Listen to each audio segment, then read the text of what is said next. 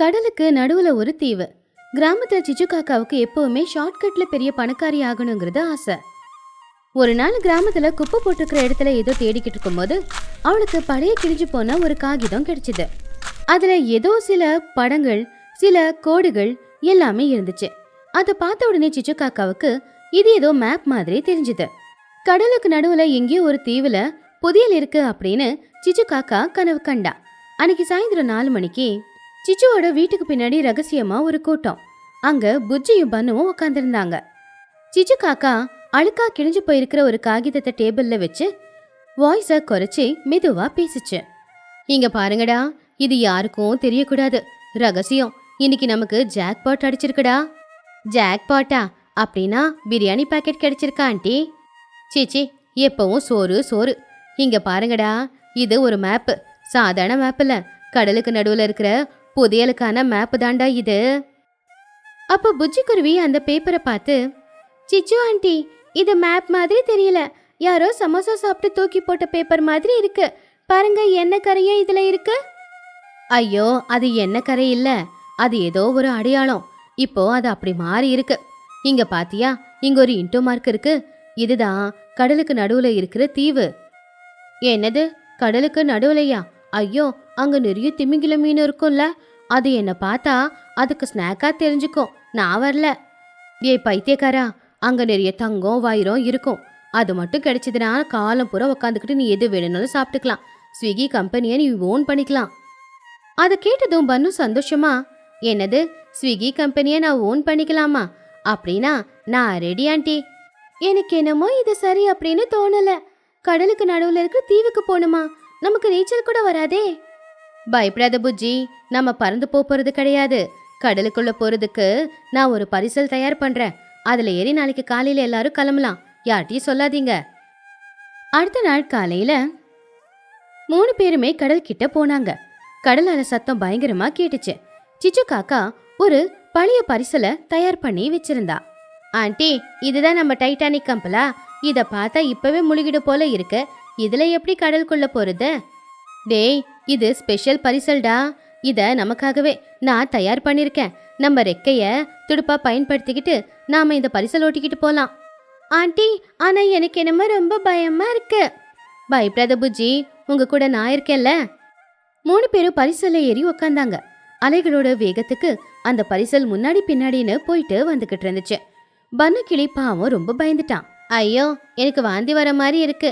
இந்த அலங்கை என்ன roller coaster மாதிரி இருக்கு. ஆண்டி, கொஞ்சம் நிப்பாட்டுங்க, நான் இறங்கி போயிடுறேன். இங்க இறங்குனா நேரா நீ திமிங்கலத்தோட வயிற்றுக்குள்ள தான் போயிடுவடா. அங்க பாருங்க, அங்க ஏதோ தெரியுது, அதுதான் தீவு போல. ஐயோ ஆண்டி, அது தீவில்ல, பெரிய பாறை. நாம இன்னும் ரொம்ப தூரம் போகணும் போல. எனக்கு பசி எடுக்குது. ஆண்டி, நாம லஞ்ச் எடுத்துட்டு வந்திருக்கோமா? புதையல் வேட்டையில் இருக்கிறவங்களுக்கு பசி எடுக்க கூடாதுரா. அந்த தீவுல நிறைய இளநீருக்கும் குடிக்கலாம். மதியம் ஒரு 12 மணி இருக்கும். அவங்க எல்லாரும் கடலுக்கு நடுவுல இருந்த ஒரு தீவுக்கு வந்தாங்க. அங்க வெறும் மணலும் ஒரு 4-5 தென்னை மரமும் தான் இருந்துச்சு. கடைசியில் அவங்க எல்லாரும் அங்கிருந்து இறங்கி சிச்சு காக்கா இறங்குனதும் அந்த மேப்பை பார்த்துச்சு. எஸ், நம்ம சரியா வந்துட்டோம். இதுதான் அந்த தங்கத்தீவு. நான் சொன்னது உண்மைதான். பன்னு இறங்கின உடனே சுத்திலும் பார்த்து, என்ன ஆண்டி இது, இங்க ஒரு டீ கடை கூட இல்ல, ஒரு பானிபூரி கடையோ இல்ல ஒரு சமோசா கடையோ இருந்ததுன்னா நல்லா இருந்திருக்கும். எதுவும் இல்லைன்னா நான் என்னத்தை தான் சாப்பிடுவேன். இது ஆழ்நட மட்டுமே இல்லாத தீவுடா. இங்க இப்போ நாம மட்டும் தாண்டா இருக்கோம். அப்ப இங்க பசிச்சதுன்னா மண்ணு சாப்பிடணுமா மணல் சாப்பிடணுமா? சும்மாருடா, எப்ப பார்த்தாலும் சாப்பாட்டை பத்தியே யோசிச்சுக்கிட்டு. புதையல் எங்க இருக்குன்னு இந்த மேப்ல பார்க்கலாம். இங்க ஒரு தென்னை மரத்துக்கு கீழே 10 அடி ஆழத்துல புதையல் இருக்கான். அப்போ அந்த தென்னை மரம் எங்க இருக்கு? இங்க இருக்கிறது எல்லாமே தென்னை மரம் தான். இதுல எந்த தென்னை மரம் ஆண்டி? சிச்சு காக்கா கன்ஃபியூஸ் ஆகி, அது அங்க இருக்கிற 2 மரங்களை பார்த்து, அதுதான், கண்டிப்பா அதுதான். டே சின்னோ, சாரி பன்னு, நீ போய் அந்த மரத்துக்கு கீழே கொஞ்சம் தவுடா. நானா? ஆனா என் கை சின்னதாச்சே, நீங்களே பள்ளம் தோண்டலாமே. நீ பள்ளம் தோண்டினா உனக்கு எக்ஸ்ட்ரா பங்கு தரேன். டைமண்ட் நெக்லஸ் உனக்கு தான். டைமண்ட் நெக்லஸ் எனக்கு எதுக்கு? ஒரு பீட்சா ஹட் எனக்கு வாங்கி கொடுக்குறீங்களா? சரிடா, வாங்கி தரேன் போ. பன்னுவுக்கு விருப்பமே இல்லைனாலும் அவன் அந்த மரத்துக்கு கீழே போய் பெரிய பள்ளத்தை தோண்ட ஆரம்பிச்சான். அப்ப சிச்சு காக்கா ஒரு பாறையில உட்காந்துக்கிட்டு அவனை கவனிச்சுக்கிட்டு இருந்துச்சு.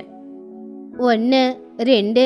ஐயோ, இந்த மணலுக்குள்ள எவ்வளவு நண்டு இருக்கு, இதெல்லாம் சேர்ந்து என்ன கடிக்குது. ஆண்டி, இங்க எதுவும் இல்லைன்னு நினைக்கிறேன். இன்னும் ஆழமா தோண்டுறா, புதையல் மேல இருக்காது, பள்ளத்துல இருக்கும். ஆண்டி, எனக்கு ஒரு சந்தேகம். இந்த மேப்ல இன்ட்டு மார்க்கு கடல் பக்கத்துல இருக்கு, நாம தென்னை மரத்துக்கு கீழே ஏன் தோண்டிக்கிட்டு இருக்கோம்? சிச்சு காக்கா மேப்பை அப்படி இப்படின்னு திருப்பி பார்த்து, ஐயோ, தெரியாம இந்த மேப்பை தலைகீழா புடிச்சுக்கிட்டு இருக்கேன். டே பன்னு, அங்க விடுறா, இந்த கடலுக்கு பக்கத்துல வந்து ஒரு பள்ளத்தை தோண்டு. பன்னு கிளி ரொம்பவும் கோவமா, ஆண்டி, நீங்க என்ன கொல்ல பாக்குறீங்களா? இப்பதானே நான் இவ்வளவு பெரிய பள்ளத்தை தோண்டினேன், நண்டெல்லாம் கடிச்சது. இப்ப இந்த இடம் எல்லாம் அந்த இடம்னு சொன்னா நான் என்ன லூசா? டேய், அதான் உனக்கு பீஸா ஹட்டு வாங்கி தரேன்னு சொன்னல, மரியாதையே தோண்டினதா பீஸா ஹட்டு. சரி சரி, இதுதான் லாஸ்ட். மறுபடியும் எங்கேயாவது தோண்ட சொன்னீங்க, அப்புறம் நான் இங்கே இருந்துருவேன். பன்னு கிளி வேற வழி இல்லாம கடலுக்கு பக்கத்துல போய் ஒரு பள்ளத்தை தோண்ட ஆரம்பிச்சான். வெயில் அதிகமா இருந்துச்சு, ஆனா சிச்சு காக்கா மட்டும் இன்னும் சும்மாதான் உட்காந்துக்கிட்டு இருந்துச்சு. ரொம்ப நேரம் தோணுனதுக்கு அப்புறமா திடீர்னு அவனுடைய கையில ஏதோ ஒண்ணு தட்டுப்பட்டுச்சு. டக்குன்னு சத்தமும் வந்துச்சு. ஆண்டி, இங்க வாங்க, கையில ஏதோ தட்டுப்படுது. டக்குன்னு சத்தமும் கேட்டுச்சு.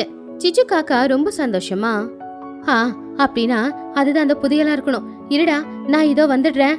3 பேரும் சேர்ந்து மணல் எல்லாத்தையும் வெளியில கொண்டு போய் போட்டாங்க. அப்ப அந்த பள்ளத்துல ஒரு பழைய இரும்பு பெட்டி அவங்களுக்கு கிடைச்சது. அந்த பெட்டி பாக்குறதுக்கு அந்த காலத்து பெட்டி மாதிரி தான் இருந்துச்சு. வாவ், சிச்சு ஆண்டி, நீங்க கிரேட். நீங்க சொன்ன மாதிரி புதையல் இருக்கு. நான் தான் சொன்னல, நான் சொன்னா அது உண்மையாதான் இருக்கும். இப்ப நம்ம எல்லாரும் கோடீஸ்வரங்க. டே பன்னோ, உனக்கு ஒண்ணு இல்ல 2-3 பீஸா ஹட் வாங்கிடலாம். Thanks aunty. ஓபன் பண்ணி பாருங்க, உள்ள வைர நெக்லஸ் இருந்தா அதை நீங்க எனக்கு தான் கொடுக்கணும். மனசுக்குள்ள பிஸ்கெட் இருந்தா சாப்பிடலாமே அப்படின்னு அவன் நினைச்சான். இருங்கடா, பூட்டு போட்டிருக்கல, இத உடைச்சு பார்க்கலாம். சிச்சு காக்கா ஒரு பெரிய கல்லா எடுத்துச்சு. அந்த இரும்பு பெட்டிக்கு போட்டிருந்த அந்த பூட்டை உடைச்சுது. பழைய பூட்டுங்கிறதுனால உடனே உடைஞ்சுது. எல்லாருமே ரொம்ப ஆர்வமா காத்துக்கிட்டு இருந்தாங்க. சிச்சு காக்கா சந்தோஷமா பெட்டியோட டோரை பிடிச்சுக்கிட்டு, ஜெய் லக்ஷ்மி தேவி, வாமா வா அப்படின்னு சொல்லி அந்த மூடிய ஓபன் பண்ணா. அதுல தங்கமும் இல்ல, வைரமும் இல்ல. அப்ப அதுல என்ன இருந்துச்சு? கலர் கலரா இருக்கிற சாக்லேட்டோட பேப்பருங்க, அப்புறம் காலியா இருக்கிற சிப்ஸ் பாக்கெட்டுங்க, அப்புறம் காலியா இருக்கிற கூல்ட்ரிங்க்ஸ் பாட்டிலுங்க. பன்னு அதுல இருந்து ஒரு சிப்ஸ் கவரை வெளியில எடுத்தான். அதுல மிச்ச மீதி ஏதாவது இருக்கா அப்படின்னு பாக்க, ஆனா அதுல மிச்ச மீதி எதுவும் இல்ல. ஆண்டி, என்ன இது? புதையல்னா குப்பையா? இதுல எதுவுமே இல்ல, எல்லாம் காலியா இருக்கு. பாவம் சிச்சுவோட கண்ணுல இருந்து கண்ணீரு கொட்டுச்சு. என்னடா இது, தங்கமும் இல்ல, வைரமும் இல்ல, இந்த குப்பை எடுக்கிறதுக்கா நாம கடல் கடந்து இங்க வரைக்கும் வந்திருந்தோம். அப்போ புஜ்ஜிக்குருவி ஒரு பழைய பேப்பரை எடுத்து பார்த்து, ஆண்டி, இருங்க, இதுல ஏதோ எழுதி வச்சிருக்கு. Dear tourist, please don't throw garbage on the island, keep it in the box, Goa cleaning team. அப்படின்னா இது புதையல் இல்லையா? இது ஒரு குப்பை தொட்டியா? யாரோ டூரிஸ்ட்காரங்க குப்பையை இதுல போடுங்கன்னு வச்சிருந்தாங்களா? நாம கடல் கடந்து இந்த குப்பை தொட்டிக்காக தான் வந்திருக்கோமா? ஐயோ கடவுளே, அப்ப அந்த மேப் கூட யாரோ தெரியாம போட்ட குப்பைன்னு நினைக்கிறேன். நான் அந்த மேப்ல புதையல் இருக்குன்னு நம்பி இவ்வளவு தூரம் கஷ்டப்பட்டு வந்தது வீணா போச்சு. பன்னு கிளி ரொம்பவும் கோவமா, ஆண்டி, நீங்க என்ன கூட்டிட்டு வந்து ஏமாத்திட்டீங்க. இந்த குப்பை தொட்டி எடுக்கிறதுக்காகவா இவ்வளவு தூரம் என்ன பள்ளம் தோண்ட விட்டீங்க? இப்ப எனக்கு பள்ளம் தோண்டதுல ரொம்ப பசிக்குது. காலையில இருந்து எதுவுமே சாப்பிடல, இங்க சாப்பிடுறதுக்கு எதுவும் இல்ல. இப்ப எனக்கு பசிக்குது. என்ன இங்க இருந்து வீட்டுக்கு எப்படி கூட்டிட்டு போக போறீங்க? சாரிடா பன்னு, எல்லாம் என்னோட பேராசையால நடந்த தப்பு. வாங்க போலாம். என்னால இந்த பரிசலை ஓட்ட முடியாது. பள்ளம் தோண்டி எனக்கு ரெக்கையெல்லாம் வலிக்குது. பரிசலை ஓட்ட வேண்டியது நீங்களும் புஜ்ஜியும் தான். சரிடா சரிடா, நீ படுத்துக்கோடா, நாங்களே பரிசலை ஓட்டிக்கிறோம். 3 பேருமே ரொம்பவும் கவலையோட மறுபடியும் அந்த பரிசல்ல ஏறி உக்காந்தாங்க. சிச்சு காக்கா புஜ்ஜி அந்த பரிசலை ஓட்டிக்கிட்டு இருக்கும்போது பன்னு மட்டும் கால் மேல கால் போட்டு படுத்துக்கிட்டு ஆகாயத்தை பாத்துக்கிட்டு, அந்த மேகம் இட்லி மாதிரி இருக்கு, இந்த மேகம் தோசை மாதிரி இருக்கு அப்படின்னு புலம்பிக்கிட்டு இருந்தான். சாயந்தர நேரம் அவங்க ஊருக்கு வந்து சேர்ந்தாங்க. பன்னுவை பார்த்ததுமே சோட்டு ரொம்பவும் சந்தோஷப்பட்டா. டேய் பன்னு, எங்கடா போயிருந்த? காலையில இருந்து உனக்கு காணோம். பன்னு ரொம்ப சோகமா, அம்மா, நான் குப்பை பொறுக்க போயிருந்தேம்மா. இந்த சிச்சு ஆண்டி என்ன ஏமாத்திட்டாங்க. பசிக்குதுமா, சோறு போடு. சிச்சு காக்கா தலை குனிஞ்சு, சாரி சோட்டு, இனிமே இந்த மாதிரி பைத்தியக்கார வேலை பார்க்க மாட்டேன். ஆண்டி, புதையல் கிடைக்கலனாலும் இன்னைக்கு நாம ஒரு பாடத்தை கத்துக்கிட்டோம். கஷ்டப்படாம எதுவும் கிடைக்காது, அது புதையலா இருந்தாலும் சரி. அப்படியே இன்னொன்னு, குப்பைய கண்ட இடத்துல போடக்கூடாது அப்படின்னு நாம கத்துக்கிட்டோம். உண்மைதான் புஜ்ஜி, நான் இந்த பாடத்தை கத்துக்கிட்டேன்.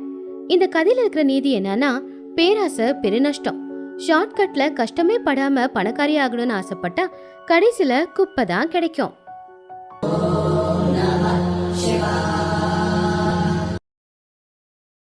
பறவைகளோட ஊர்ல ஒரு வித்தியாசமான ட்ரெண்ட் இருந்துச்சு.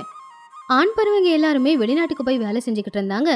பெண் பறவைகள் எல்லாருமே அவங்க அனுப்புற பணத்தையும் கிஃப்டையும் வச்சு ஊருக்குள்ள என்ஜாய் பண்ணிக்கிட்டு இருந்தாங்க.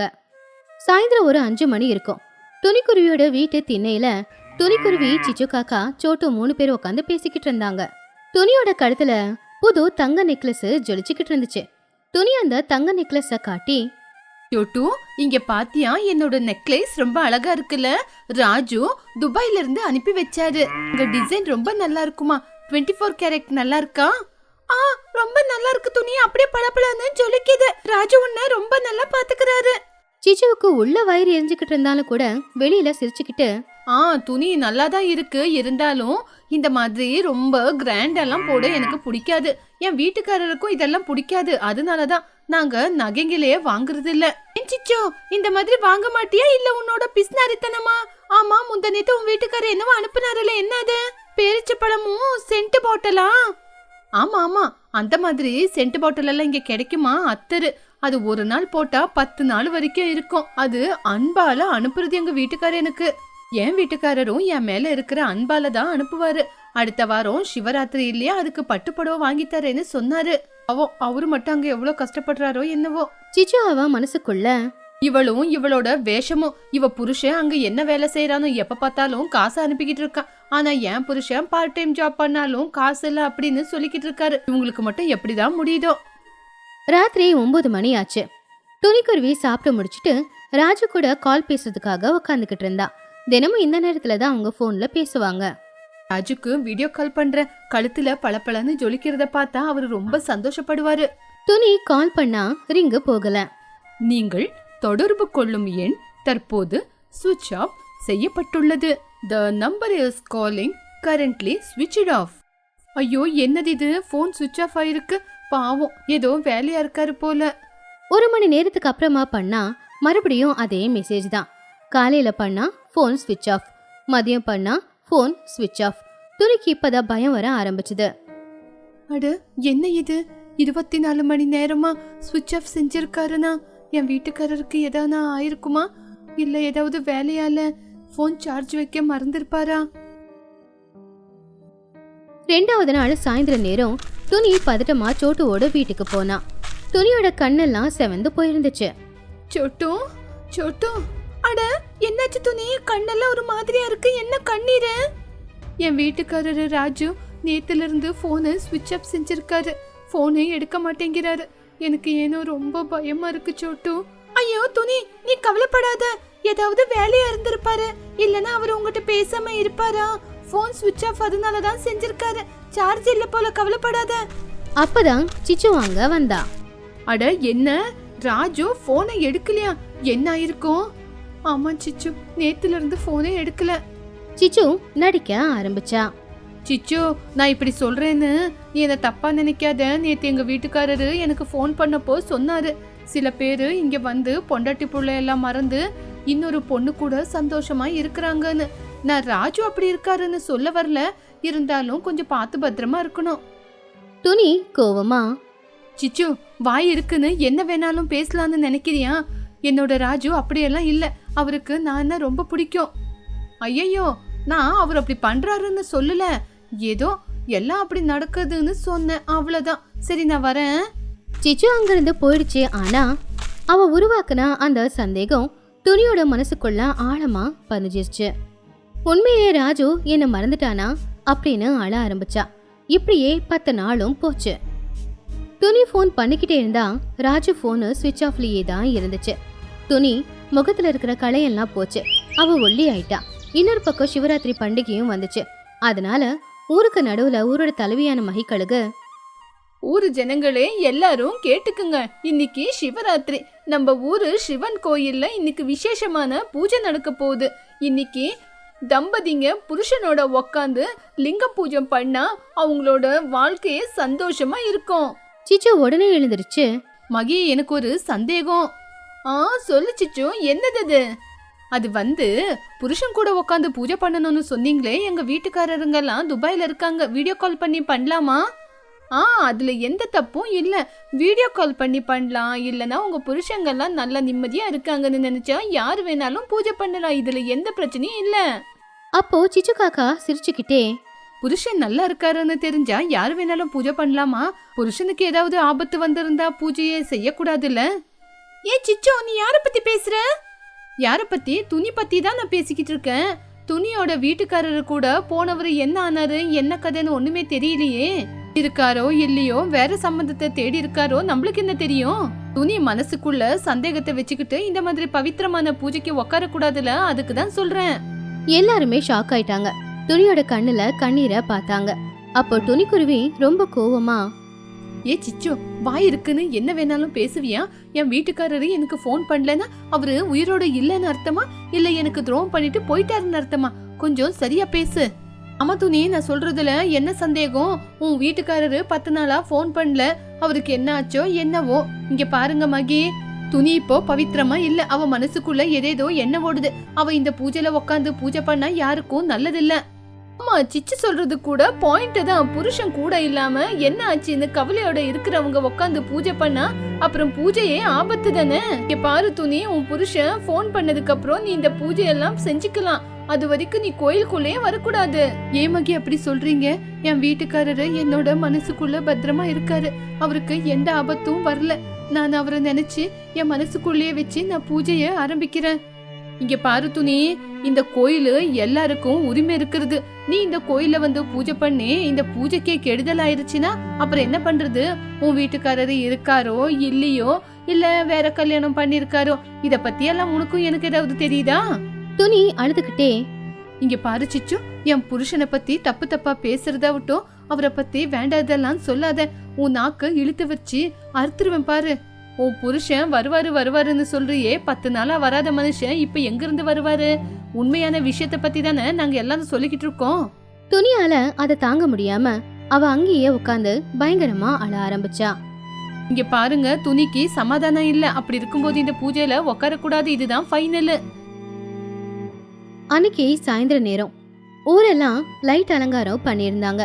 எல்லாரும் புது துணியை போட்டுக்கிட்டு கோயிலுக்கு வந்தாங்க. துணியும் புஜ்ஜியை கூட்டிக்கிட்டு பூக்கூடைய எடுத்துக்கிட்டு வந்தா. அத சிச்சு காக்கா பார்த்தா.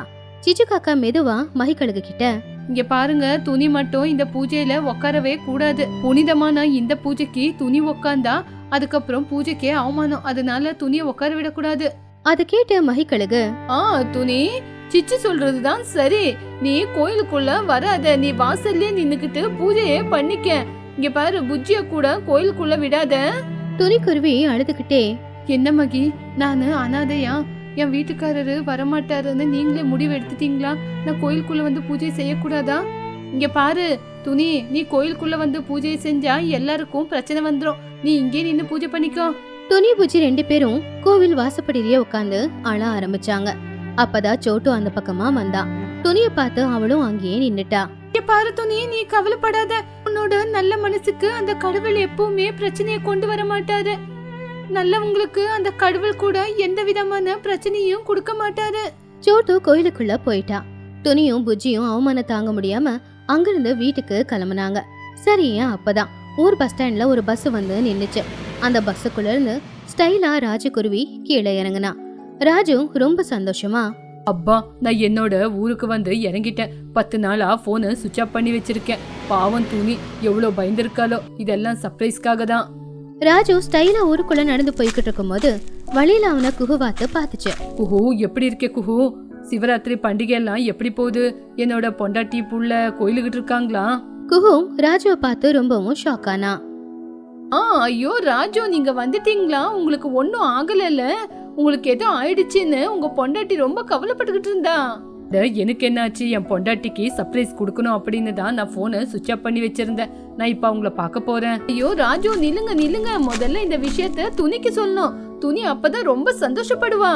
குஹு அங்கிருந்து கோயிலுக்கு போனா. ராஜகுருவி சந்தோஷமா வீட்டுக்கு போய் சர்ப்ரைஸ் அப்படின்னு கதவை திறந்தான். ஆனா வீட்டுக்குள்ள யாருமே இல்ல. வீட்டுக்குள்ள ஒரு விளக்கு கூட எரிஞ்சுக்கிட்டு இருக்கல.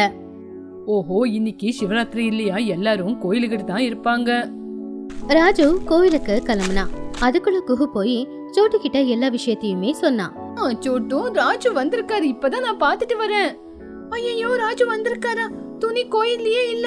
துணி எங்க போனானே தெரியலையே, என்ன பண்றது? குஹு சோட்டு 2 பேருமே துணியை தேடிக்கிட்டு போனாங்க. அதுக்குள்ள ராஜு கோவிலுக்கு வந்தான். ராஜுவை பார்த்த உடனே மகிக்கழுகு, சிச்சு காக்கா எல்லாருமே ஷாக் ஆனாங்க.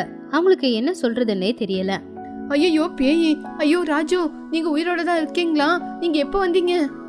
என்ன சிச்சு அப்படி கேக்குறீங்க? நான் உயிரோட தானே இருக்கேன். ஆமா, துணி எங்க? மகிக்கழுகு கவலையா, ராஜு, எங்களை மன்னிச்சிடுங்க. உங்களுக்கு ஏதோ ஆபத்து வந்திருக்குன்னு நினைச்சு துணிய பூஜையில உட்கார விடல. துணி கோயிலுக்கு வெளியே தான் நின்னு இருந்தா, அவளை கோயிலுக்குள்ள கூட வர விடல. ராஜுவுக்கு கோவம் வந்துச்சு. அப்பதான் சோட்டு குஹு 2 பேரும் அங்க வந்தாங்க. ஐயோ ராஜு அண்ணா, வந்துட்டீங்களா? துணியும் புஜ்ஜியும் கோயில்ல எங்கேயுமே இல்ல, வீட்லயே இல்ல, எங்க போனாங்கன்னு தெரியல. சோட்டு கோவமா சிச்சுவை பார்த்து திட்ட ஆரம்பிச்சா. ஏ சிச்சு, இது எல்லாமே உன்னாலதான். சும்மா ராஜுவுக்கு என்னவோ ஆயிடுச்சுன்னு துணிய வேண்டாத பேச்செல்லாம் பேசிட்ட. உனக்கு துணினாவே பிடிக்க மாட்டேங்குது. வர வர அவளை ஏதாவது சொல்லிக்கிட்டே இருக்க. அவளுக்கு ஏதாவது ஆகணும், அப்புறம் இருக்கு உனக்கு. யாருமே கவலைப்படாதீங்க. துணி கஷ்டமா இருந்தா எங்க போயிருப்பான்னு எனக்கு தெரியும், வாங்க. ராஜு எல்லாரையும் கூட்டிக்கிட்டு ஆத்தங்கரையோரமா போய் பார்த்தான். ஆத்தங்கரையோரமா துணி புஜி 2 பேரும் உட்காந்து அழுதுகிட்டு இருந்தாங்க. அப்ப ராஜு அங்க வந்து, துணி புஜ்ஜி அப்படின்னு கூப்பிட்டதும் 2 பேரும் திரும்பி பார்த்தாங்க. ராஜுவை பார்த்த உடனே 2 பேரும் ரொம்பவும் சந்தோஷப்பட்டாங்க. ராஜு, துணி புஜி 2 பேருமே வந்து ராஜுவை கட்டி பிடிச்சுக்கிட்டாங்க. அப்போ துணி அழ ஆரம்பிச்சா. என்னங்க, என்ன ஆச்சு? ஏன் போனை சுவிட்ச் ஆஃப் பண்ணி வச்சிங்க? எல்லாரும் எதேதோ சொன்னாங்க. நான் எவ்வளவு பயந்து போயிட்டேன் தெரியுமா? ராஜு துணியோட கண்ணீரை தொடச்சு, நீ என்ன மன்னிச்சிரு துணி. நான் தான் ஊருக்கு வர போறேன், உனக்கு சர்ப்ரைஸ் கொடுக்கலாம் அப்படின்னு என்னோட போனை 10 நாளா சுவிட்ச் ஆஃப் பண்ணி வச்சிருந்தேன். என்ன மன்னிச்சிடு. நான் தமாசுக்கு தான் பண்ண போனேன். ஆனா அது இவ்வளவு பெரிய பிரச்சனையை கொடுக்கணும் கொஞ்சம் கூட நான் யோசிக்கல. பா, நீங்க வந்துட்டீங்கல, இனிமே எங்களுக்கு எந்த விதமான பயம் இல்ல. அதுக்குள்ள எல்லாரும் அங்க வந்தாங்க. சோட்டு, குஹு, சிச்சு, மஹி. சிச்சு மட்டும் பயத்துல நடுங்கிக்கிட்டு இருந்தா. அப்போ சிச்சு காக்கா கொஞ்சம் முன்னாடி வந்து, ராஜு அண்ணன், என்னங்க அண்ணன், நீங்க துணிக்கு இவ்வளோ பெரிய பிரச்சனையை கொடுத்துட்டீங்க. பாவம் துணி எவ்வளோ ஆடி போயிட்டா தெரியுமா? நானும் சொன்னேன், துணி கவலைப்படாத, அண்ணன் வந்துருவாருன்னு. அதே மாதிரி நீங்க வந்துட்டீங்க. ஏ சிச்சு, இது எல்லாத்துக்கும் காரணமே நீதானடி. சரி விடுங்க. இன்னைக்கு சிவராத்திரி, எல்லாரும் சந்தோஷமா அந்த கடவுளுக்கு பூஜை பண்ணலாம், வாங்க வாங்க. எல்லாரும் உடனே கோயிலுக்கு போனாங்க. ராஜு துணி 2 பேரும் உட்காந்து சாமிக்கு பூஜையை செஞ்சாங்க. அவங்க பக்கத்துல சிச்சு காக்காவும் உட்காந்துக்கிட்டு இருந்துச்சு. ஓம் நம சிவாயா அப்படின்னு சொல்லிக்கிட்டு இருந்துச்சு. அன்னைக்கு நாள் பூரா யாரும் தூங்காம சிவராத்திரிக்கு கண் முழிச்சு இருந்தாங்க. ராஜுவோட சர்ப்ரைஸ் கொஞ்சம் டென்ஷனை கொடுத்தாலும் கடைசியில அது சந்தோஷத்தை கொடுத்துச்சு.